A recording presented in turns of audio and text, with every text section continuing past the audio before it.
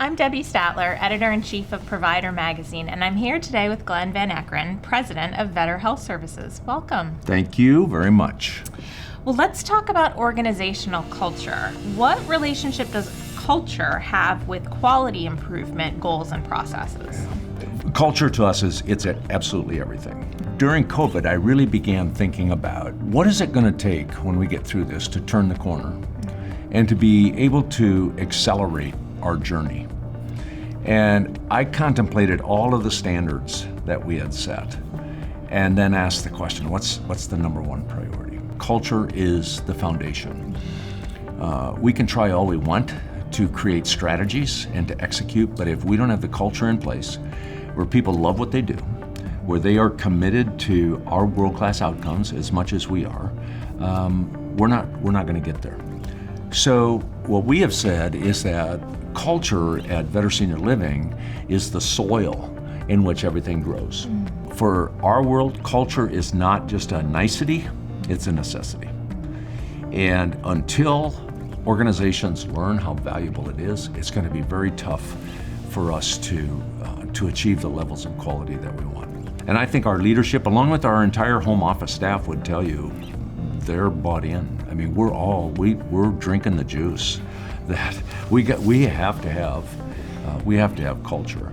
We have administrators who finally are realizing that until they resolve the culture and the people issues, they're not going to get the results that they want. So we have a lot of very intentional energy poured into culture. Yeah. Well, I love that you use the soil analogy because not only is it foundational for growing anything, yes, it has such an impact. You have good soil, you get growth and production and all of that. Bad soil, withering, not so much. Nothing. Yeah, so that's a great analogy. It's a good point. Well, how does leadership impact the quality improvement journey? Oh my. I've been doing this, long-term care, 45 years, I don't know, something. And I remember the days when I used to talk about the incredible value of our direct care staff. And no doubt there is. But it was probably 25 years ago where I realized that's great, but who's going to build them, right? Who's going to make it possible for them to become everything they can? And it's the leader. So in our world, Glenn preaches all the time. I don't think I've sold everybody, but we must have unified leadership teams. So I'll begin at the home office. So there's 5 of us on our leadership team, and we've made it very clear to each other. We will have absolute commitment to each other. Doesn't mean we don't always agree. In fact, we have some very spirited conversations, and I want those. I think we should have spirited conversations. But ultimately, when we walk out that door of the conference room, we will be unified in our direction. So it's a non-negotiable. It is of paramount importance, and we expect at the facility level that they will follow along, and their leadership teams will pursue unity at all costs.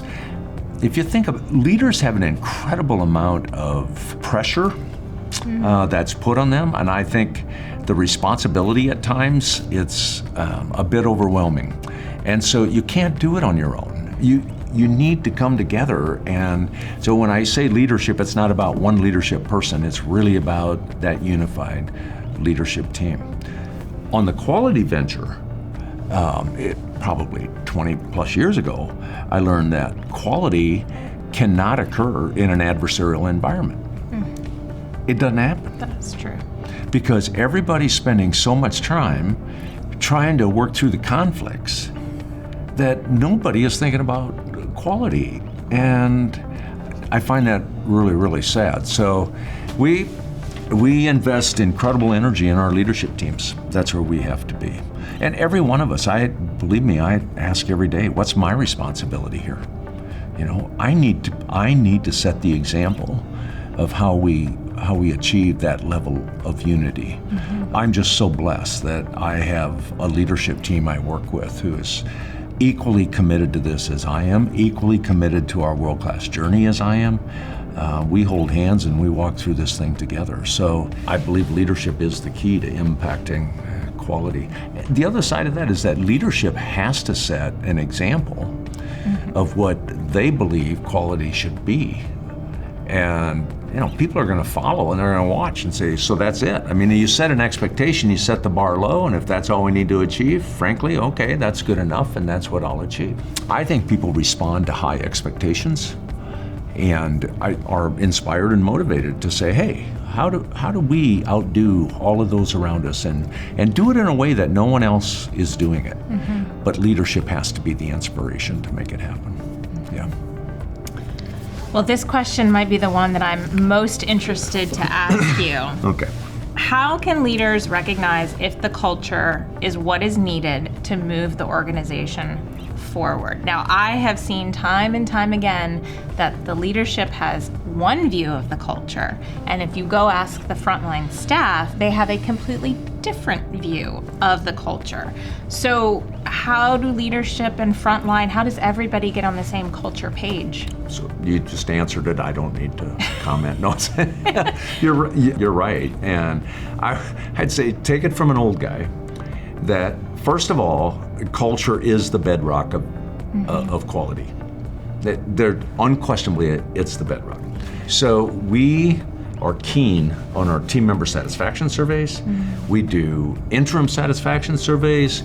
We do small group interactions. We are constantly getting a temperature and a gauge of how our direct care staff are in tune to our quality pursuit. And so our team members, 3,700 family members, everyone knows what the world-class standards are and who we want to be. I'm not saying everybody is equally committed to them, but we all understand this is who Better Senior Living is going to be. They're driven by our mission and our vision and our values. So it all begins with treating others as the most important person in our lives, and then we can begin achieving some other measurable kind of standards. Mm-hmm. I love that you talk about high expectations, because I couldn't agree more. It just doesn't feel as good when you achieve something that's easy. No. But when you put the work in and the collaboration and the teamwork and everyone's working and you achieve this high goal, yeah. I mean, there's almost nothing that feels. Well, we've talked a lot about culture and leadership. What is the one takeaway, whether at the leadership level, the direct care staff, what do you want people to walk away knowing about culture? It begins with your living, breathing, exemplifying your mission, your vision, and values. There cannot be a separation between what you say you believe and what people see in action. So we need for us, our mission and our values need to walk the halls and not just line the walls. So that's our activating principle. And that means that Glenn's behaviors, his attitudes, his actions will exemplify what Better Senior Living believes in. And then I can expect that of everyone around me. You'll know if it's a culture of collaboration as you watch team members work together, if it's a friendly culture, in our case, are people being treated as the most important people in our lives? It doesn't take much to identify whether or not that culture is in place. So we've talked a lot when it comes to how do we identify what the culture is, and we've just asked the question, so how consistent are the behaviors, attitudes, and actions of people with the values that we have? And if there's consistency, you're gonna have a pretty strong culture. If there's a huge chasm between what you believe and what you see, we just got a lot of work to do. We got a lot of work to do. Well, thank you so much for joining us today, Glenn. I appreciate it. Oh, thanks. It was fun. Appreciate it.